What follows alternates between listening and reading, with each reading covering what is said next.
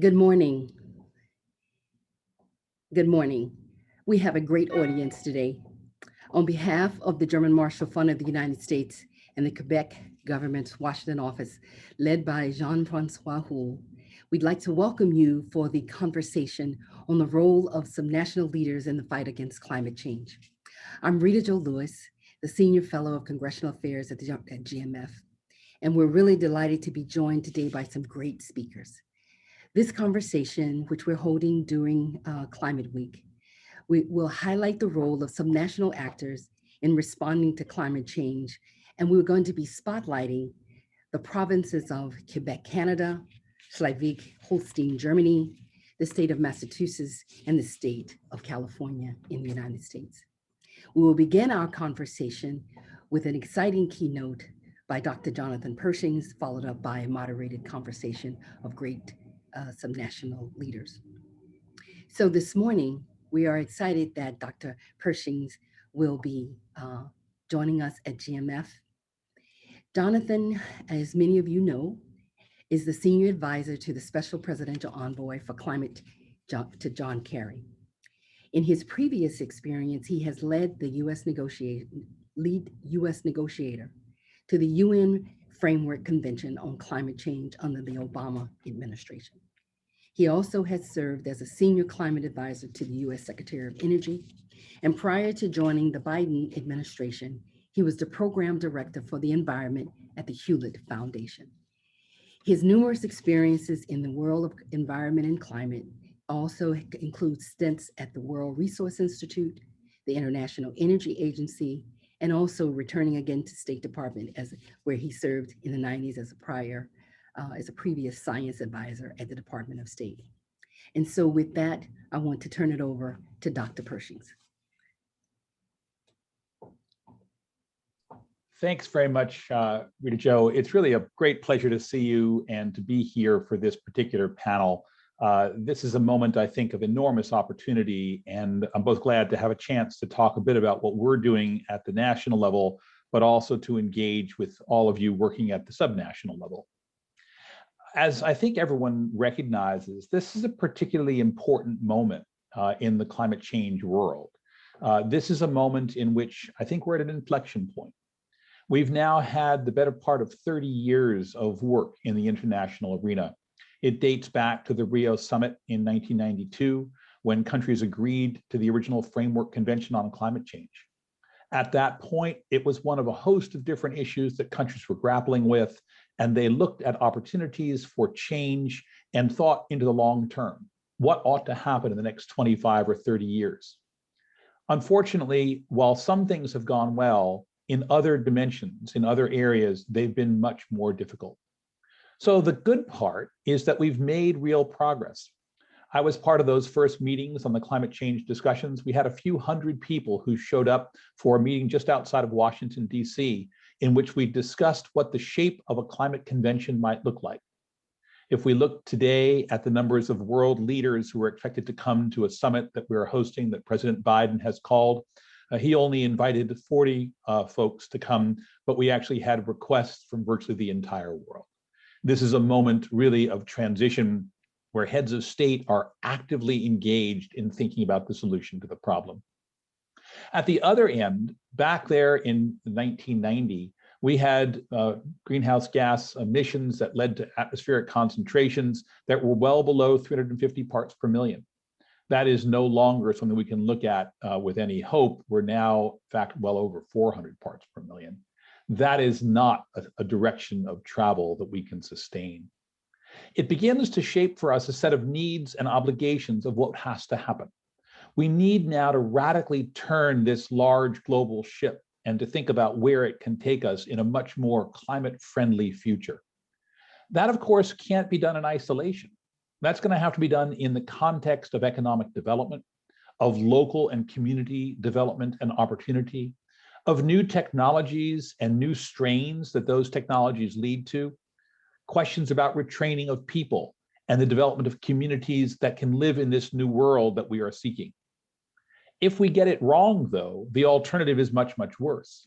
The kinds of dynamics, and I've recently come from California, last fire season was among the most horrific we could possibly imagine. But it was replicated in its intensity in Australia. We're seeing it in local communities in Brazil. We are seeing it in the north in Russia. These are not isolated events. We can look at other states around our nation and think about the dynamics in Iowa, where we had some of the worst flooding last season. We can look at the Gulf Coast and think about the dynamics of hurricanes and storms. And that's just with today's climate change. As we project forward, these are not where we're going to end. These are going to be a wishful past, which wasn't too bad, because these kinds of damages are going to get much, much worse. But it doesn't have to be that way. We have choices.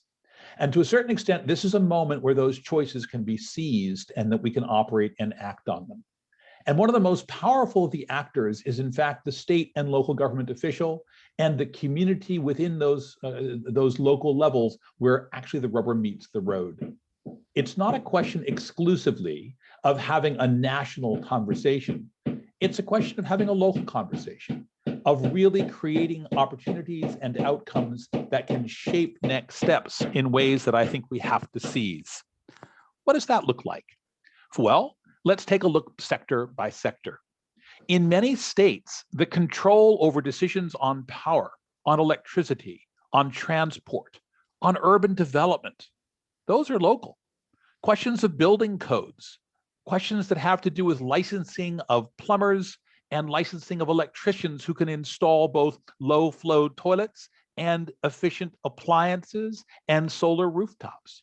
Those are local. As we think about the structure of even tax policy, it's a hybrid. It's not a narrowly constrained exercise that lives at a national level. It's an exercise that plays across the jurisdictions. And those jurisdictions can often get together and be much more powerful than they can be individually. If we look at a conversation in the United States, across the states, we've seen cooperation in the Northeast on exercises like emissions trading. We've seen programs that have extended across electricity grid structures that play in the entire Midwest. We've seen ideas that float from California, north and south, and not only north and south within the country, but north and south across international borders. We've got cooperation as reflected at this meeting between the United States and Canada at the subnational level. This is not restricted to a national dialogue with national leaders. Where does that take us going forward? Well, there's a great deal to be done. I don't think any of us can rest on the laurels of some of the successes we've had in the past. What we really need to do is to move forward to a much, much more aggressive effort of reductions in the future. And here again, subnational entities are leading the way. It is not narrowly the purview of the national programs. Among the most aggressive in the world are the California standards set by Governor Newsom. Those discussions really are moving us forward. Against some really difficult parameters in a country like Brazil, some of the leading states are looking at avoided deforestation and aggressively working to manage that agenda. Conversations in Australia, while extremely difficult at the national level, are often much more progressive at the local level. These are opportunities we can seize. And in some cases where the countries have a national leadership that is progressive and active, states can stand up and support them and move faster. That's the kind of circumstance we're seeing in Canada, where states are really pushing in a partnership with the national government to really move the agenda forward. So I see this going forward as two critical components. The states, the localities have to move. It's where the action happens. It's where adaptation happens. It's where people live and where they interact with their communities. I see them also as primary voices in the national and global conversation. It will never be enough for a national leader to stand up if the local community is not behind him or her as they do so. If the local community is with them, however, you can move much farther and much faster. And this is a moment where we have to do that. The next decade will dictate whether or not we're going to meet the deep decarbonization targets, hold temperature rise to less than 1.5 degrees above pre-industrial levels. Beyond that lies danger. Many of us have seen those old maps of the world Where at the edge, it says, here be dragons. Think about 1.5 in that same way. Beyond that are real dragons. We won't adapt easily or well to that difficult future. But we also have a set of compasses. We have a set of opportunities. We have maps that can guide us safely around those shoals. And many of those are in the hands of state and local government. So it's a great pleasure to have a chance to hear this conversation, to participate with you in today's discussion, and to have a chance to talk with all of you going forward about some of the next steps on the climate front. Thank you all so much, and thanks, Reta Jo. Jonathan, thank you so much. You know, I must have to let our audience know that the very first conversation with some national leaders, you were right there, you were present. And I think it comes from the commitment that you have had all along in your career around California issues. And that the state and local leaders, some national leaders, have a real friend in someone like yourself who is a part of John Kerry's team on climate. Before, I know that you just returned from China, and I know you're very, very busy, and we're really excited for you to join us even this morning. If you have to go after the question that I think Minister of the Environment and Climate, Minister Charette, would like to ask you, we truly understand. So I'll turn that over to Minister Charette of Quebec for the first question for Jonathan. And thank you, Jonathan. Minister Charette, over to you.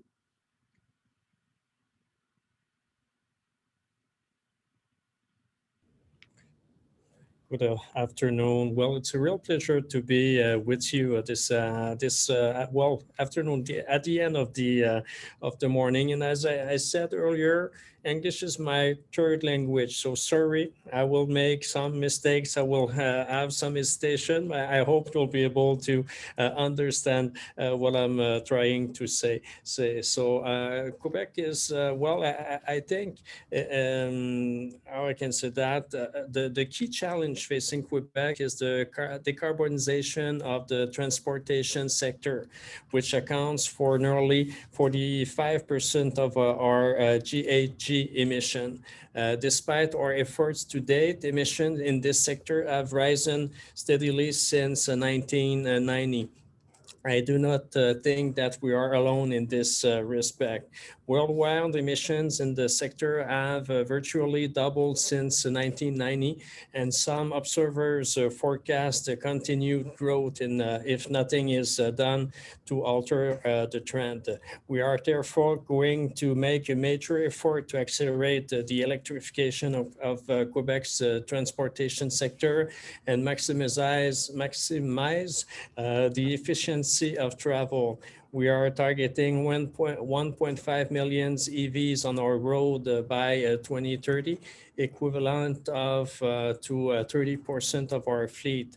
Starting in 2035, the sale of new gasoline-powered vehicle will be prohibited. We are also seeking in the next 10 years to electrify 55% of our urban buses and 100% of the government vehicle fleets. To attain these ambitious objectives, we have also earmarked equally ambitious financial means. Indeed, the plan for the green economy allocates more than $2.2 billion to the electrification of this key economic sector. We are targeting not only motorists, but also business and so on.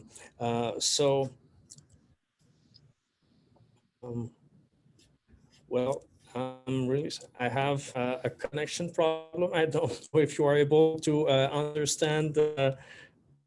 Are you able to understand me, to hear me? Minister Charette, I do believe we are losing the connection. Jonathan, would you like to respond to the comments that before you leave us, or if you can stay around, let us know to what Minister Charette said. I can certainly stay for a little bit, Reta Jo, so happy to wait for a couple others and maybe pick up some of the questions if you'd like that people have asked. Thank you. Would love that. Should we, do you want to respond to Minister Charette's comments, and then we'll go to our panel? So I think he's pointing out some really critical things which Quebec has done, and I think that he and his leadership and the province has really been one of the leaders, not just in the last few months, but for years. I had the great fortune of working with the provincial leadership in Quebec over the course of the last 25 years. It's been a remarkable and consistent perspective that the province brings to the country and to next steps. I think he's pointing out a couple of key points, though, one of which is the control that the province has over elements of our emissions trajectory. He mentions the transport sector and electric vehicles, critical. He mentions the renewable energy piece, I think a central component of what we might do. But he also takes note, I think, of some of the collaboration between Quebec and the United States that could be very, very constructive moving forward. So I think it's that kind of leadership that's going to take us exactly where we need to go. So really appreciate having a chance to take on some of the points he's raising. Thank you. Thank you, Jonathan. Now I want to turn it over to the conversation over to Dr. Joan Fitzgerald, who's a professor at Northeastern. She also just recently, I think, released a book on green innovation, urban leadership, and climate change, but she's a visiting fellow at the German Marshall Fund. So Joan, over to you to moderate our great panel this morning. Thank you, Rita Jo. It's an honor for me to introduce this panel of subnational leaders. Unfortunately, they each only have 3 minutes to tell us about what they're doing on climate change. Minister Benoit Charette, who we've already heard from, is the member of the National Assembly of Quebec for du Montagne. He's been the Minister of the Environment and the Fight Against Climate Change since 2019, and the Minister responsible for the Laval region since 2020, and Minister responsible for the fight against racism since February 2021. Mr. Charette has held numerous positions at the National Assembly of Quebec, and prior to his appointment to the Council of Ministers, he chaired the Committee on Institutions and was also a member of the Committee on the National Assembly and the Committee on Culture and Education. Secretary Kathleen Theoharides oversees the Commonwealth of Massachusetts' 6 environmental, natural resources, and environmental regulatory agencies. That includes the Departments of Environmental Protection, the Public Utilities, Energy Resources, Conservation and Recreation, Agricultural Resources, and Fish and Game. She serves as chairman of the Massachusetts Water Resources Authority, the Energy Facility Siting Board, and the Massachusetts Clean Energy Center. She was trained as a field biologist and also began her career in public policy working in Washington, D.C. at the National Sustainable Agricultural Coalition and Defenders of Wildlife. Secretary Wade Crawfoot was appointed California's Natural Resources Secretary by Governor Gavin Newsom in January 2019.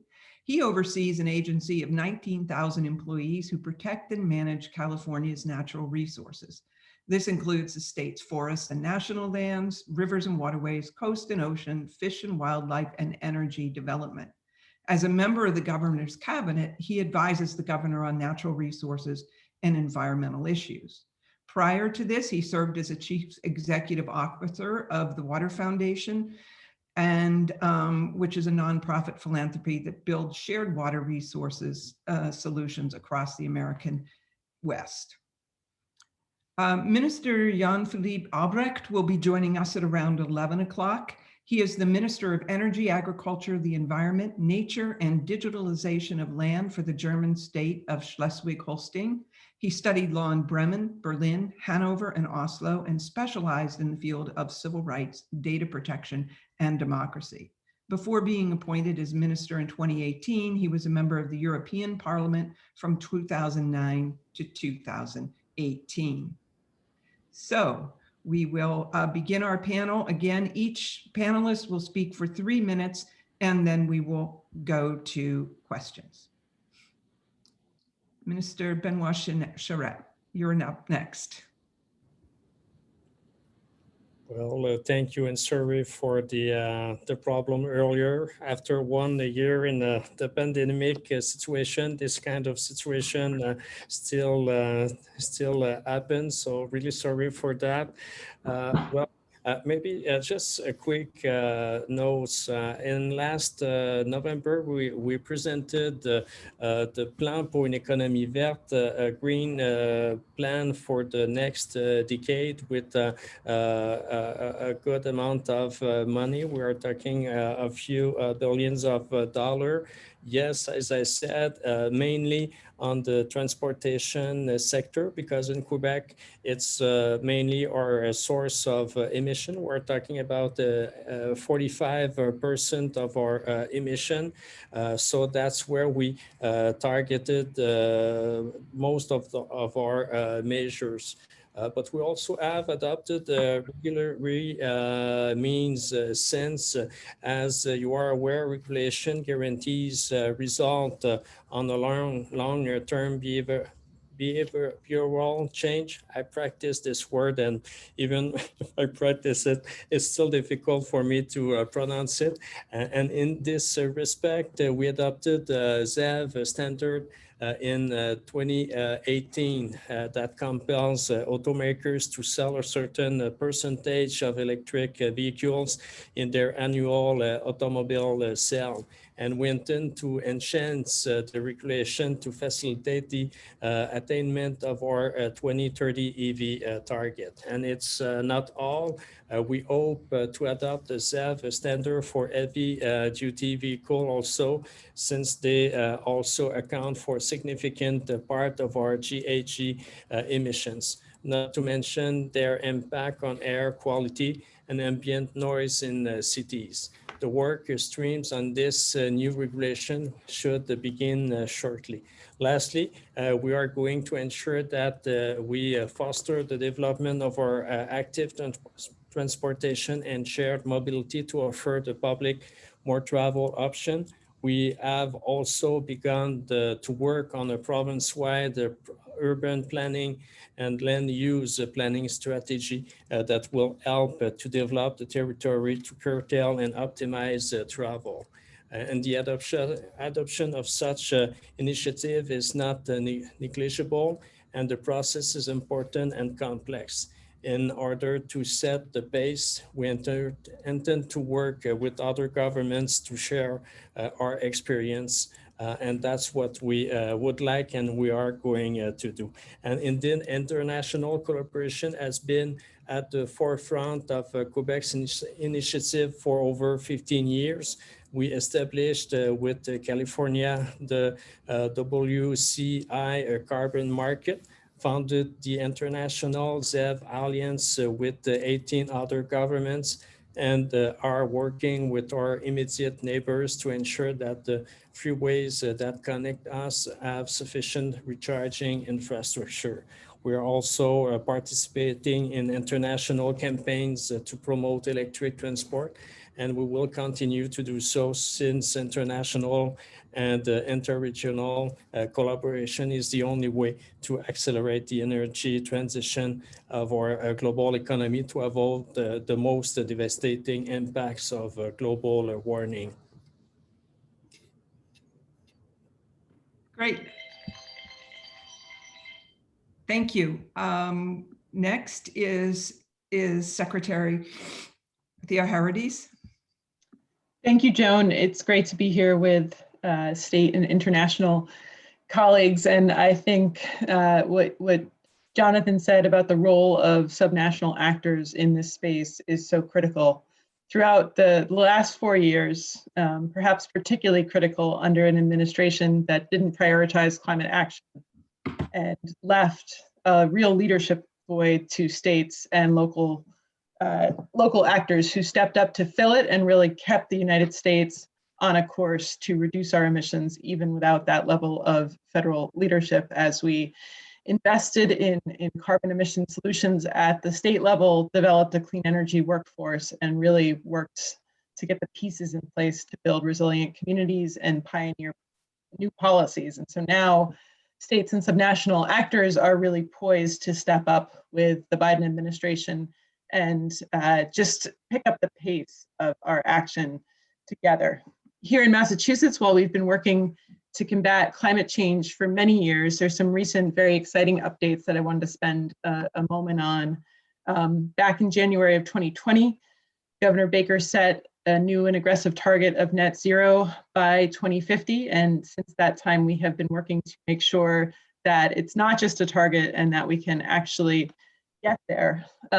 Earlier this month, the governor signed into law comprehensive climate legislation that codifies this limit and builds on our climate efforts to date, including an increase in the authorization of 2,400 megawatts of offshore wind.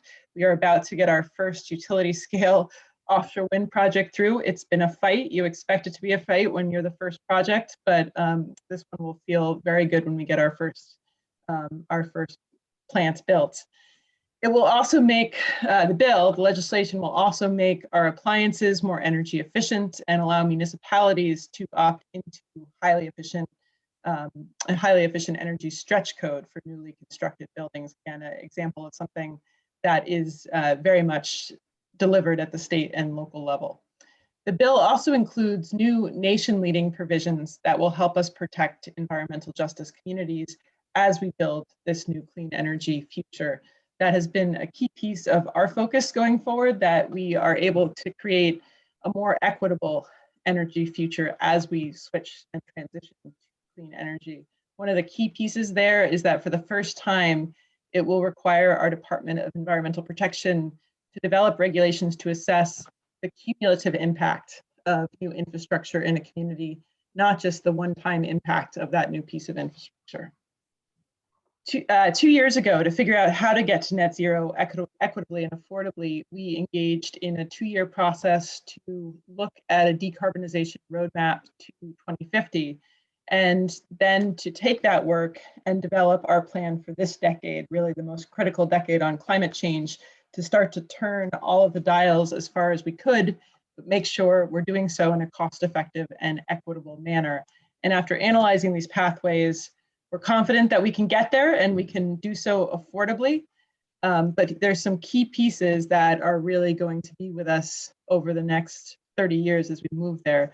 One of them is a clean energy portfolio anchored by significant offshore wind resource. With that, though, is a significant focus on interstate transmission, international transmission, to allow us to access renewable energy like clean hydropower from Quebec to pull into our state. To make the best use of that energy and to do this all cost effectively, we need to plug in much more of our transportation and building sector into that clean energy generation. And then a key piece of this transition is making sure that we're being very strategic about replacing systems when they get to the end of their useful life, and that we have a ready clean energy switch out for those pieces. We are working in a big way on modernizing our electrical grid, and I'll talk more about this a little bit later in the question and answer session. But that is going to be a key piece: engagement with our ISO and reform of regional clean energy markets, as well as transmission planning. And finally, I think the key piece I'd end on here before talking more about the details later is in the transportation sector. As the minister mentioned, this is our largest emitter right now. And just back in December, the governor signed an MOU committing the Massachusetts with Connecticut, Rhode Island, and the District of Columbia to a cap and invest program for the transportation sector that will reduce emissions while providing significant revenue for the state to invest in cleaner transportation infrastructure, more equitable transit solutions, and more resilient strategies for the sector. So I'll pause there for now, knowing there's much more to cover. Thank you. Secretary Crawfoot. Well, thanks so much for the opportunity here. I'll say it in brief. This is our moment. I mean, it's remarkable to hear Dr. Pershing speak, and I think subnationals in the United States anyways, really continued progress in a very dark 4 years in the last administration on climate change. But given President Biden, Vice President Harris's leadership, and the steadfast leadership of leaders across our world, 2021 is a critically important year. And subnationals need to have presence, obviously, in the Conference of Parties that's coming up. And we're so excited that our federal administration in the United States has embraced states and cities like they have as key solution providers on climate change. In California, over the last 15 years, we've been able to reduce our carbon emissions while growing our economy into the 5th largest in the world. We've built a carbon market with Quebec and other subnational partners that has generated billions of dollars, which we've reinvested in carbon emission reductions, almost half of which are in communities that are burdened by environmental injustice and pollution. So we're really excited about that, but we recognize the toughest work is ahead. We have enshrined in our law a target of reaching carbon neutrality by 2045 and 100% renewable or carbon-free energy by 2035. So this requires continued policymaking and execution. Last fall, our Governor Newsom set a requirement that post-2035, every single new passenger vehicle and truck in California will be zero-emission vehicles. We think that's a big deal, and we're so thankful of Massachusetts' leadership and partnership on all things zero-emission vehicles. We're rapidly moving to a building code that's an all-electric building code, most likely by 2025. I want to highlight briefly just one area that I think has been the missing piece in the climate puzzle, and that is nature-based solutions, using our lands to better sequester carbon and protect our communities and natural places from climate change. In California, through executive order, we've established a 30 by 30 goal to conserve 30% of our state by 2030, both to preserve our biodiversity, attack climate change, and provide more equitable access. And we're really excited about that. As part of that, by this fall, we'll have a climate smart lands strategy to better manage our lands for carbon sequestration and resilience, and also a pathway to the 30 by 30. At the same time, I think we're all dealing with climate mitigation, as well as climate adaptation and resilience. And in California, we are staring down the barrel of another horrific wildfire season as our entire Western region moves into severe drought conditions. So moving forward, we're going to continue to build and gain momentum on everything we can do to reduce carbon pollution, but increasingly we're going to fuse all of our actions to build our climate resilience, even as we work to do our part to stabilize the climate. So I'm really excited with the partnerships at the subnational level, but then also between our subnational leaders and our national leaders. Thanks so much. Great, thank you. Thank you very much. And now we have Minister Albrecht. Thank you very much for having me, and best regards from the state of Schleswig-Holstein, which is the most northern German state between two oceans or seas, the North Sea and the Baltic Sea. And that's, of course, for us also one of the most important issues that we see a huge potential in renewable energy. Since decades, we have built up our wind energy resources here. And through that, today, we can supply our own electricity energy demand by around 160%. So we are exporting renewable energy because we have more than we need on our own here due to that build-up of wind energy, mostly, not only offshore energy, but mostly onshore. And we just passed our planning for our state regarding new spaces for wind energy spots, and we will reserve 2% of the space in our state for wind energy production. And that is what we see also is necessary to reach our renewable energy goals.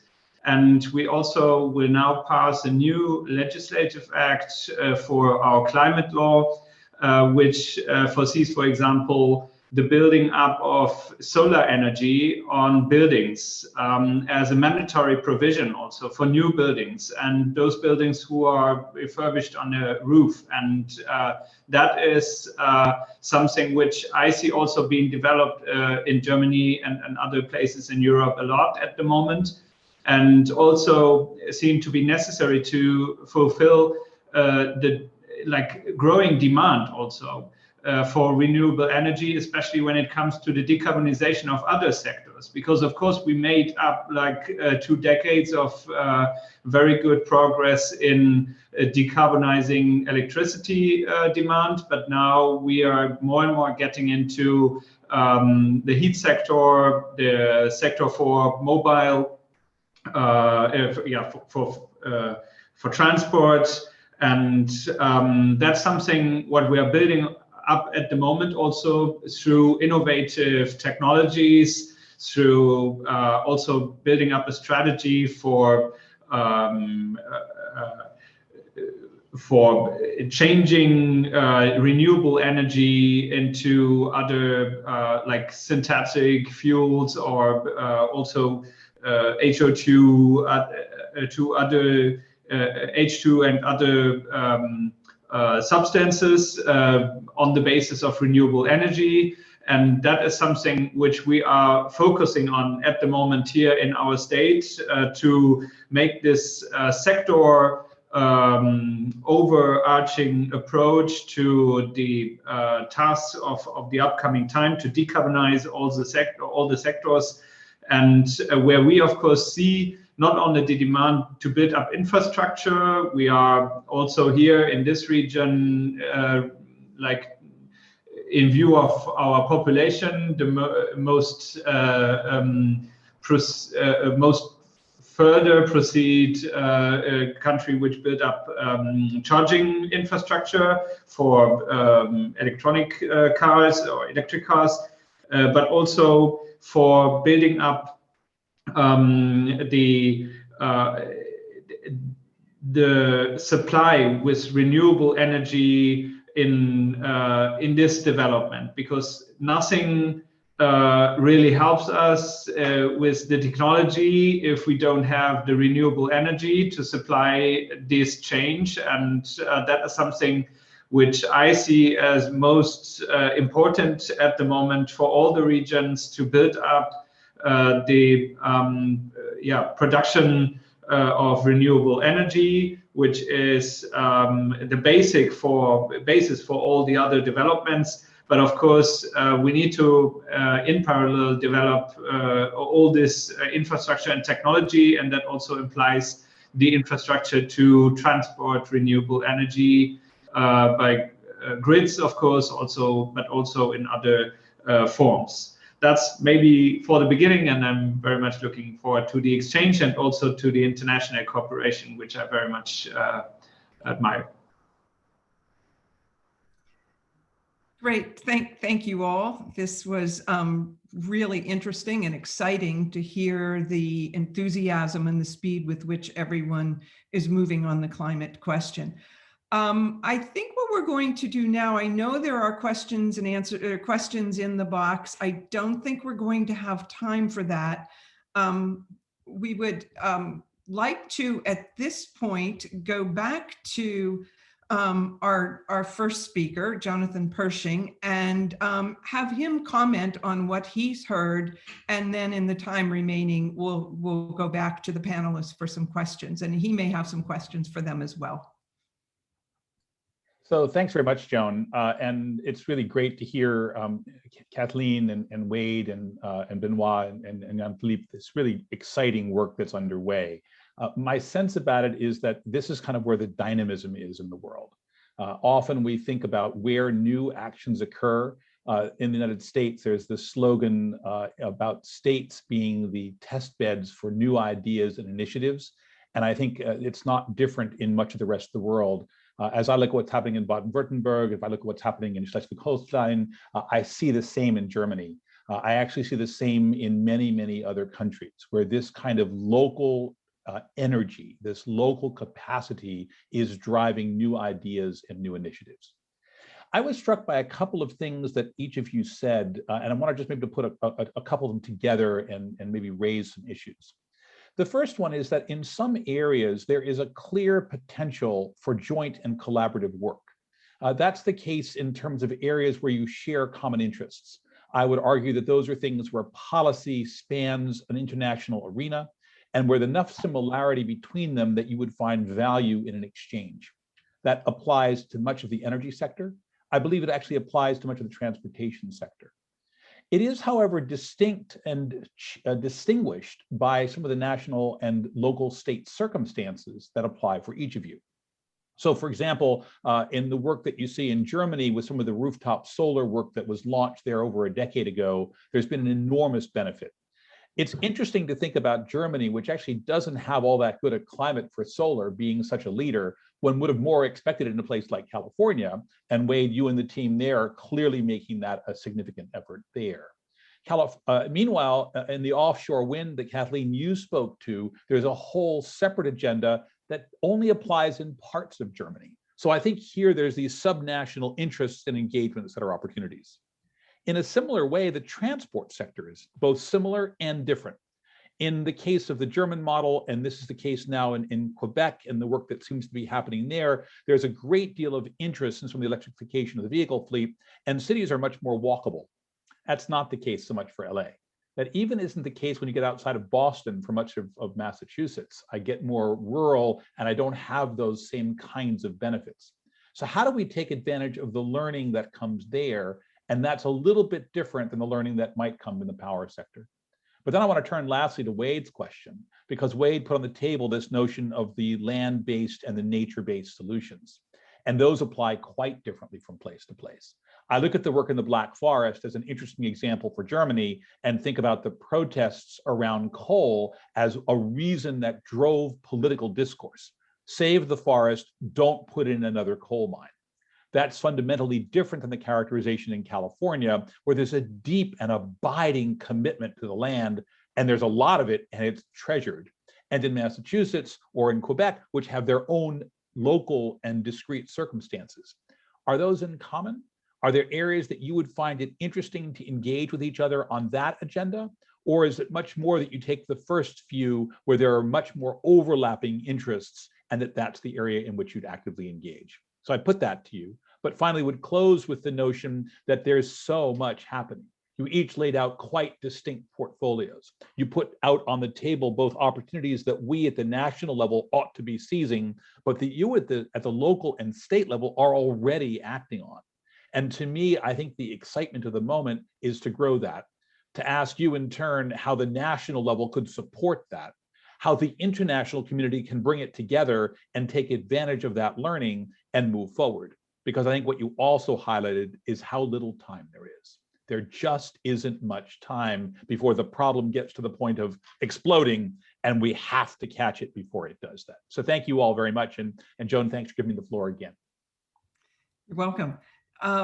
You raised some very interesting questions to the group. Why don't we go around and give each of you a couple of minutes to respond to his comments. So we'll start with Minister Charette.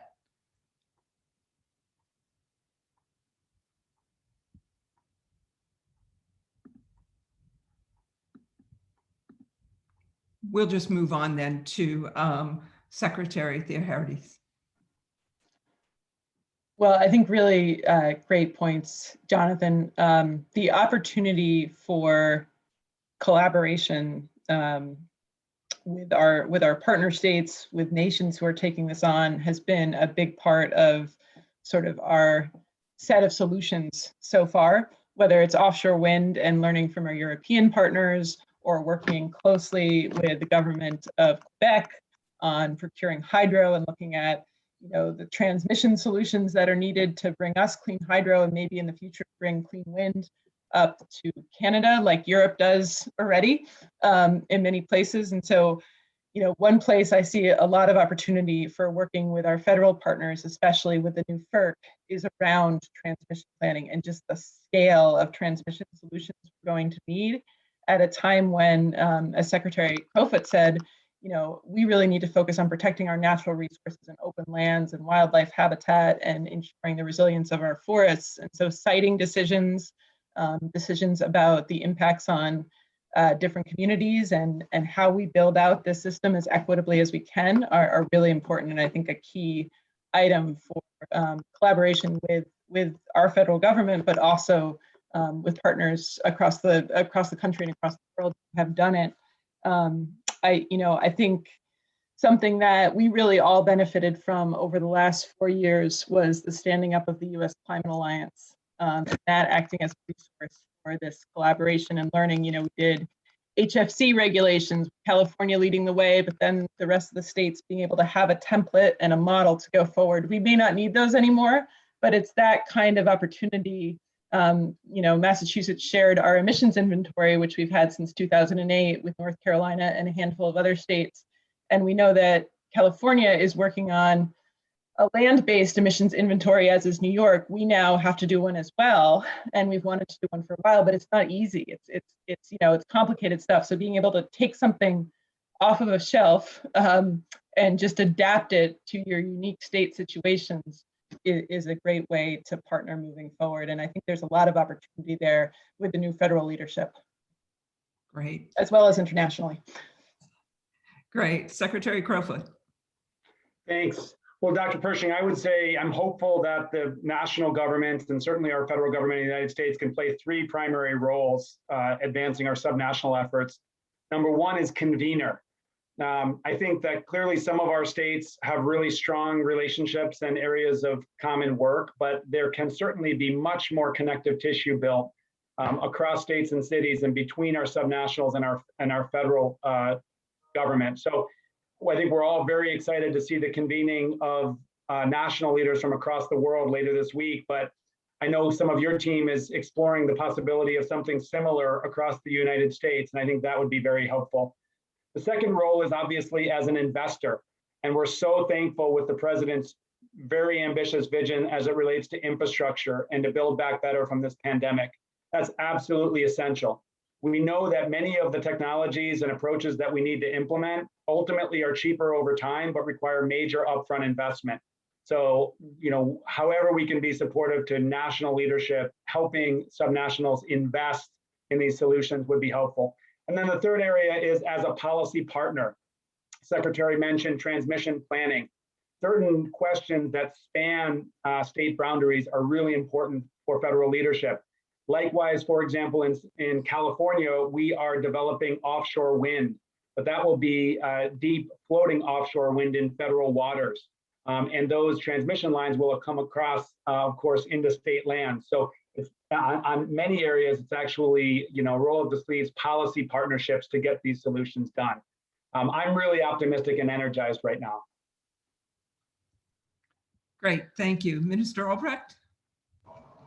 Yeah, I'm also really optimistic about the potential of getting these things in perspective from different locations. And I also think that the offshore example is one which is really interesting because, of course, there will be a lot of technology developing around offshore energy being used,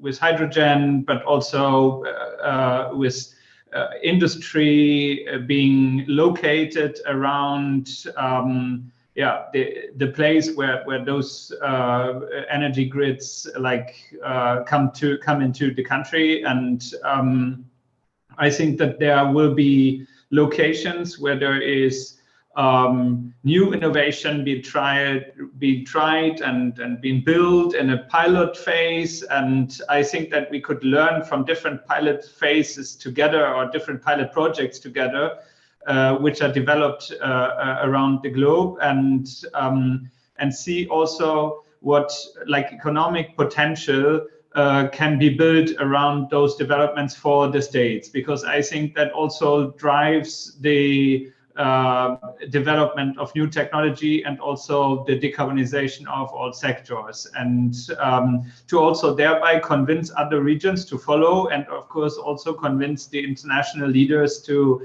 decide about the right market scheme, because we all know that there need to be decisions taken in order to drive the market into the right direction, that's maybe even the most important thing at the moment to do, but it will only happen if new development and what is technically possible and what is economically possible is visible to the national leaders, made visible by different regions in the world. And that could be a very important role besides the very concrete technical questions which come up for us in our all-day business. Okay, these were really interesting responses, a very interesting dialogue about how you connect internationally with the work you're doing at the subnational level. I'd like to take that to the opposite direction now. And my own work is on cities. And as we know, sometimes it's cities leading the way. Sometimes their states or provinces are holding them back. Sometimes it's the opposite. May I hear from each of you about that relationship with cities? So I don't know if we have Minister Charette on the line again. So we'll start again with Secretary Theoharides. I think it's a great question. And in Massachusetts, as you well know, so much is led and established by local governments. And when I came in to the state, starting as the director of climate change, there was sort of this patchwork quilt of approaches going on at the local level, particularly in regards to climate change resiliency. Some of our more urban areas had great plans, like the city of Boston. Many of our smaller communities, rural communities, gateway cities had no plans in place. And so one of the first programs we created was our Municipal Vulnerability Preparedness Program that provides state resources, downscale climate data, and trained facilitators. We actually trained 400 facilitators across the state to develop plans for communities around community resiliency. And then the state follows up with an infrastructure funding program and a natural resource funding program to make sure there's money behind the plans that locals are leading. But I think an important piece of this for us has been, we are partnering with cities and towns to bring additional tools and dollars and resources, but the plan is really driven at the local level with buy-in from all of the important stakeholders in a community. And I think we have seen again and again, whether it's on the adaptation front or on the mitigation front with our Green Communities program, which is again, municipal program for energy efficiency and other mitigation strategies at the town level, that authentic buy-in from communities is really important to put moving the ball forward, and the state listening and being an active partner and bringing resources to bear is a critical role. But then taking some of the approaches, and this is what we're doing with the new stretch energy code, taking some of the approaches that municipalities have piloted and bringing it back to the state level to make it a state level code that can be executed on a state level. Is sort of the way I like to think about the back and forth. Yeah, that's excellent that that's happened in Massachusetts. We interrupt this important discussion for an important announcement. It is my understanding that Minister Charette has been absent because he was working on something and would like to announce what that is now. Minister Charette.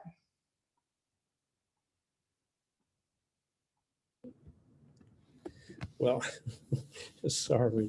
Even after 1 year, as I said, of pandemic, I have big issues with the internet connection. I missed a lot of what you have said. I'm really, really sorry. But I know that everything was recorded, so I'll be able to catch up what you have said. Really sorry again. But yes, maybe just one quick note, if you allowed me to.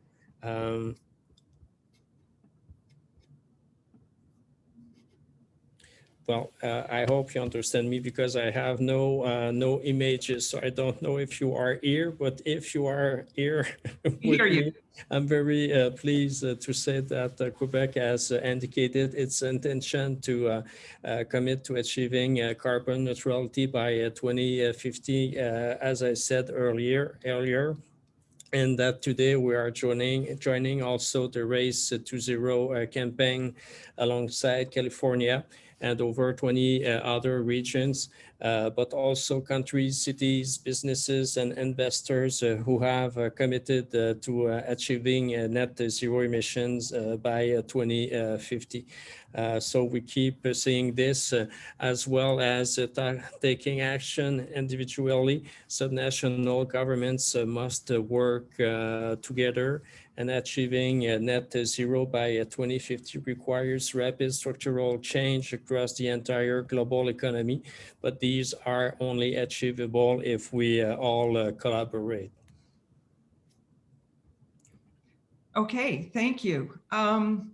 Unfortunately, our time is coming close to an end. I certainly would have liked to have heard more responses to these questions from all of you about the great work you're doing. But instead, I'm going to turn it over to Reta Jo Lewis, who will close the session. Thank you all. This was really enlightening. Thank you so much, Joan. You know, we have had a great audience with us today. It's been a very powerful conversation to hear the subnationals leaders in the United States and Germany and Canada, and then to hear this announcement come forth right during Climate Week. I know that Jonathan has a call right at 11:30. And so what we really want to do is to be able to say to all of you in our audience and to say to our subnational leaders on the call that thank you very much for this conversation. I believe it continues to move the ball forward as we talk about subnational actors and the role that you're playing, not that you are playing in the past, but what you are playing in the future and what you're doing right now. It is an opportunity for new partnerships and collaborations. And I really loved what the Secretary was saying when he was talking about the federal government. And I think Jonathan took that to heart about being a convener, about being working with the states around investments, states and cities around with investments, and also as a policy partner. And so all of you are doing great work and dynamic work. And we at the German Marshall Fund and the Quebec office here in Washington really want to applaud what you're doing. And we want to thank you very much for joining us today and thank our audience. Thank you, Joan. We wish you well. Have a good rest of the day. Thank you.